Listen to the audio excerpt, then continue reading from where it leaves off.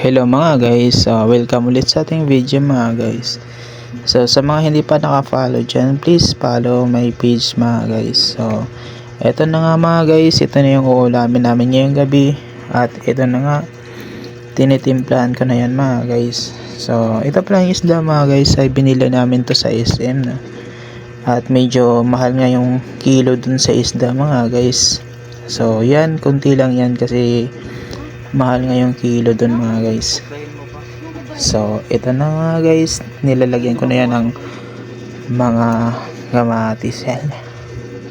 At ito na nga mga guys, malapit na nga maluluto yung ating nilulutong paksiw mga guys. So, masarap po yan mga guys.